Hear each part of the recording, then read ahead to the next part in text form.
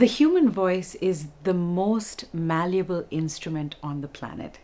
And it is said that music came even before language. And in a sense, language is a type of music used to express ourselves.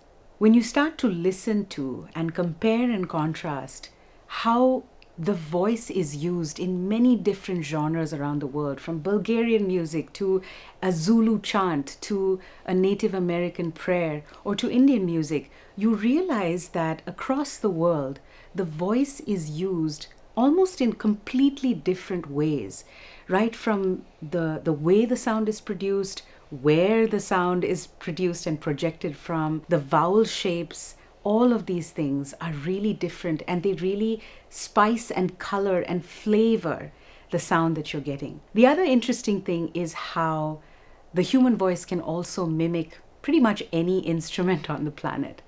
From drum sounds that beatboxers bring out, to the sound of guitars and a twangy kind of sound, to actually singing bass lines. It's so interesting what the voice can do. And now that we have technology to supplement and complement what the human voice can do, the possibilities are infinite. In a recording or a recorded song, what makes a vocal take most compelling is the connectedness that I feel that the singer is implying or bringing forth in how they're expressing themselves. Again, I go back to the story. The way that they phrase, the way that they enunciate certain words as opposed to others, the dynamic range that they are bringing forth, the imperfections as well, what someone might consider an imperfection, but to a listener might just feel like something natural that happened in the moment, just as they express themselves. I think all these things really shape and also inspire people as they're listening to music. If you're singing lead on a specific song, here are some tips and tools that you can employ. Number one, figure out the key of the song. Especially if this is a cover song, there's no necessity for you to perform it in the exact same key that the original was performed in. Every singer is so unique, and there's always a sweet spot in your range where that particular song will really ring true. It might be that you have a lower alto range, and so maybe taking a song a couple of steps down might actually help you to express yourself better. It all depends on your specific voice and what it is that you want to convey. The second thing is really spending time with the lyrics and doing a lot of research about what the song was about, and then figuring out what your personal interpretation is. And I'm not talking about vocal technique yet. I'm actually just talking about the emotional aspect that you would want to bring to the song. Are you the protagonist? Are you a narrator? Are you a third party in this particular song? Who are you in the story, and what perspective are you bringing to the audience? That's really, really important, and for me goes hand in hand in figuring out what key I'm going to choose. For me personally, if I'm doing something that is a little more intimate, I might choose a lower key. If I want something to be really powerful, I might choose a key that is almost a little bit uncomfortable for me, because I want a little bit of that tension to come forward in my voice. The third thing is with lyrics itself. I always find that it's great to have a printout of the lyric sheet, taking a pencil and really marking out some of the places that you want to breathe, some of the places that you want to connect lines, because these things really, really do help to bring out emotion. One of my favorite pieces of advice that a mentor gave me was to breathe in unusual places now and then. Now, I'm not talking about in the middle of words, but I'm talking about when you have a long sentence and then you do the, for example, and then you take a breath. The next time you listen to a song, especially you'll hear this in jazz ballads, go and listen to where they breathe and where they do not. Fourthly, really figuring out what emotional arc you want to have for the song. I use a number system, and again, I use my lyric sheet to help me plan this. I think about the emotional arc of the piece, and I write down numbers, say from 1 to 5, where 1 is very mellow and 5 is the climax of the piece. Now, it's not always normal that you start at a 1 and end at a 5. You might do 2, 3, 5, 4, 1. That's totally up to you. It's how you interpret it, how your producer who's working with you is working on the song and wants to interpret it. And having that number system seems to really help singers to decide when and how much of themselves to put into a song, whether it's dynamics, the timbre that they sing with, the tone that they're bringing into it, how much they enunciate, whether they double a vocal or triple a vocal, or whether they sing something in a very soft or almost breathy way. All this is part of interpretation, and all this is really what a singer who is performing a lead vocal can bring into their preparation.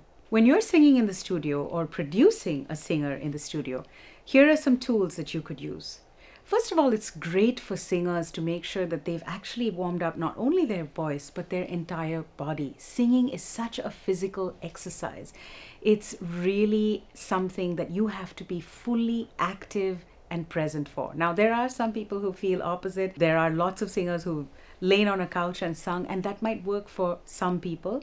But if you feel like there's a little bit of a lack of energy, sometimes just doing a couple of jumping jacks or doing something to get your heart rate up is really, really great. Also for focus. Number two, when you're putting across a lyric or when you're recording a section, make decisions, artistic choices about whether you're going to use vibrato or straight tone. This is also really helpful if you're producing a choir, a large vocal ensemble. Figuring out spaces where you want just straight tone versus vibrato, and even within vibrato, if you want a really wide vibrato. And I'll demonstrate for you.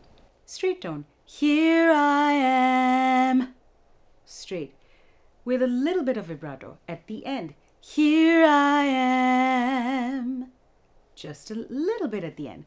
What about if all of it, the word am, had plenty of wide vibrato? Here I am. Different. And maybe a very fast, almost tremolo sounding vibrato. Here I am.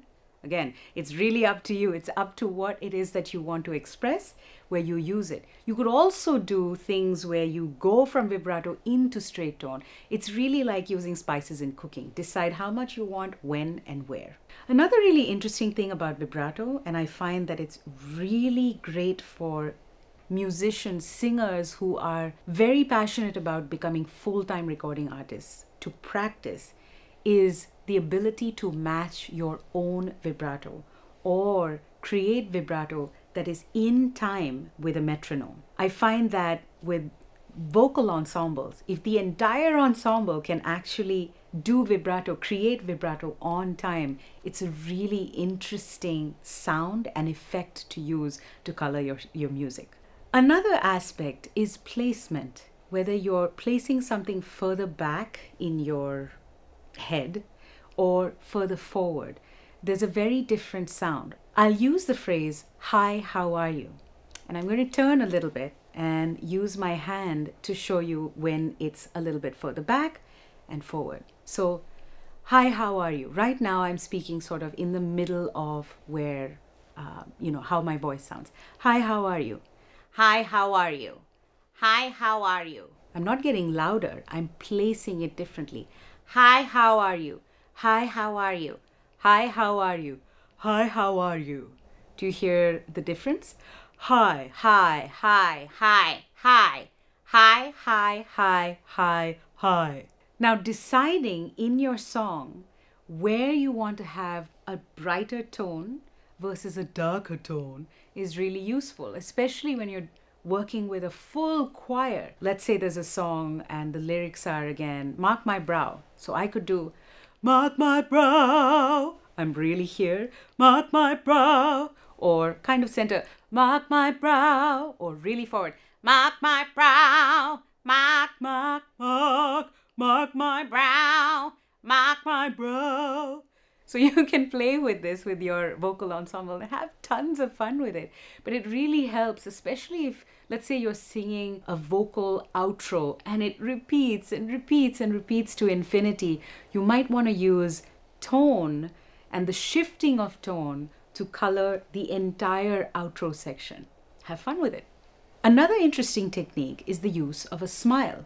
And you'll notice that this is also useful if you're doing voiceovers or acting for a documentary or a play or a musical. So let's use the phrase, "Yes, please, I'll take two," without a smile.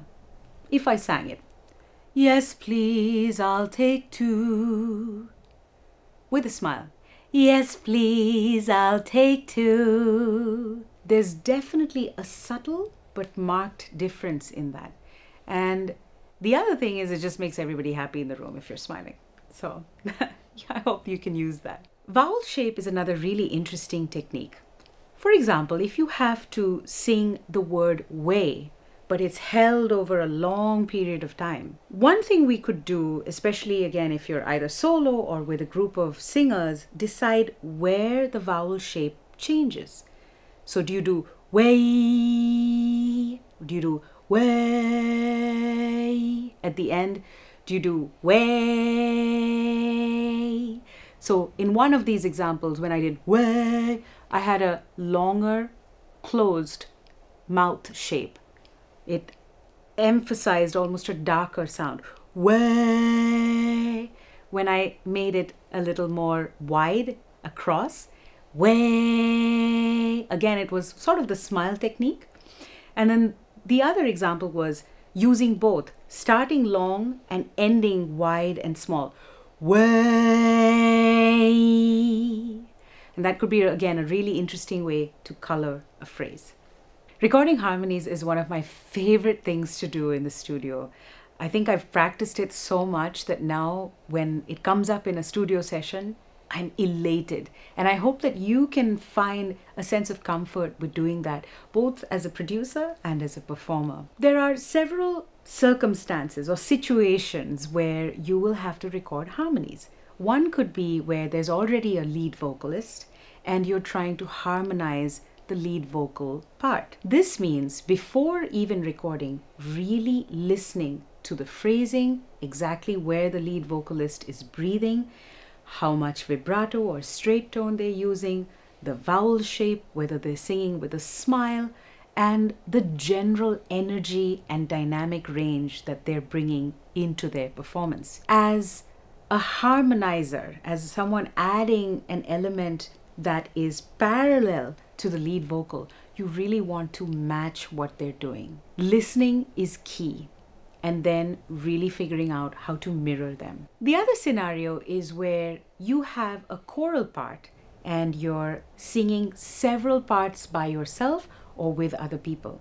Again, making artistic decisions as to where the breaths are, how much dynamic crescendo or decrescendo exists, exactly where the cutoff is. Is it way off on 4, or is it way off on 5?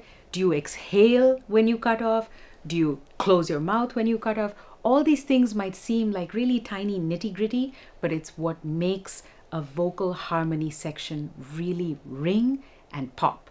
Another important thing for singers is to really spend some time figuring out ear training and harmony. Trust me, it's such an amazing skill to be able to hear a line and already conceive of vocal harmonies.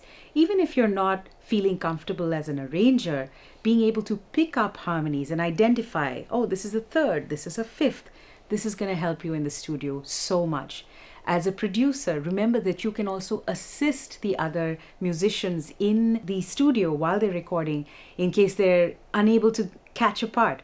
You're knowing what the harmonies are, you're being able to communicate which part might be needing to be louder or softer is really useful. Another great way to color your vocal tracks is to double or triple. I sing a line, I sing it again, that's double. I sing it a third time, that's tripling. Of course, keep in mind to pay special focus and attention to how you breathed the first time, how much vibrato you used, what kind of dynamics you had, the entries and the cutoffs. All this will help make a really warm, fat, dense sound. And that's really useful, especially sometimes in choruses or outros or big vocal segments where you want something to feel like it has this extra added weight and depth to it. Performing live can sometimes feel really daunting, but I really encourage you to try to sing live as many times as possible. It really is an adrenaline rush or extremely excruciating, filled with anxiety. Either way, give it a shot. Some of the things that I've learned while singing live are to sort of let mistakes go. In a live situation, unlike in the studio where you can stop and start, you just have to flow. Be in the moment, let things go, mistakes be whatever they be, embrace that moment and just go forward. And that is a skill that is so important to inculcate. The other thing is really finding ways to respond to music as it's happening, because everyone around you in your band is also going to play something just ever so slightly different, and you might be then inspired to produce a vocal that is just ever so slightly different as well. This might surprise you, and oftentimes when I am getting ready to record an album with my band, we try to go on tour and play those songs for a week or a month if we're lucky, and then come to the studio, because there are so many things that happen in the moment, in the heat of the adrenaline and the nervousness and the excitement and the energy that's coming back to you from the audience, that doesn't quite happen either in a rehearsal or in the studio. That really you can't recreate, but you can remember and then try to incorporate into your final recording. Finally, I think performing live always brings surprises. There are times when I'm in a studio and I think, there's no way I can hit that note. And then I get on stage and I hit all those notes without any issue whatsoever. And so I found that every time I want to surprise myself, if I go out there, even with a song that I don't feel 100% prepared with, I surprise myself and I learn something about my voice. And that's so important to bring back into my artistic journey. As a producer, exposing yourself to different cultures is going to enrich your musical vocabulary. It'll help you in your artistic choices when it comes to collaborators, different instruments that you want to bring into your arrangement, or even as you're thinking of how to create a sonic bed for the entire project that you're producing. When I listen to music from different parts of the world, it's like eating different types of cuisine. I always discover some new flavor, some new texture, some new spice, or a new ingredient that I didn't know before. And what I mean by that in music is pronunciation. Listening to singers from different parts of the world is really interesting because you hear how they shape or enunciate their words, how they put forth a lyric. Sometimes listening to a singer who is singing not in their native language is very interesting because they do quirky things that you can then employ in your own performance. The other thing is vocal nuances. Really listening to how someone in the Arabic world or from India or let's say from the Celtic music tradition shapes the ends of their phrases or approaches certain notes is so interesting. You are immediately inspired by different colors and different sounds from their traditions. Rhythmic ideas are also really, really interesting to discover when you listen to music from different parts of the world. Finding out what the clave really does in a piece of music or how a specific type of groove really shifts within a song, and even analyzing it really helps you. Not only from a writing perspective, but also from an improvisational perspective. One of my favorite things to add when I'm trying to create a really dense vocal harmony is to also do a whisper track. This means that if I have a whole set of words, or it could be in the chorus, for instance, I actually record an entire track only whispering and over enunciating the words. This even works in long phrases. So if I sing way, I could do way, and really it adds this sort of shimmer to the track. Producers, this is something that you can ask your entire vocal ensemble or single lead vocalist to do, even in certain words under the verses, for instance. It just adds a shimmer to the piece that you can't quite create in any other way. Vocal comping is one of the most fun but also sometimes most complex parts of post-production. What is vocal comping? Well, sometimes your lead vocalist may have delivered several takes of the same part. As you're going through the song, you want to decide which parts make it to the final song, the final cut. How do you decide? Well, one of the things I do is find a vocal take that overall speaks to me the most. This might be sometimes the first take, it might be the last take, or something in the middle. You never know. I find that while a singer is tracking, if I'm producing, I'm already making notes of which take felt like the strongest one, the one that I believed the most, the one that they really brought forth the story. Then I go in and I try to see, okay, which are the lines that maybe we could find an alternative? And then I look for other options from the other takes. This to me has been the best way to do vocal comping, though there are several other ways to do it, which include taking a lyric sheet, listening to every single take, assuming you didn't have 97, and then writing down, okay, line 1, take 3, line 4, take 7, etc. This is sometimes a lot more tedious. And the thing you also have to keep in mind is that the story must never sound disjointed. You still have to make sure that the narrative is flowing and fluid throughout. All the best.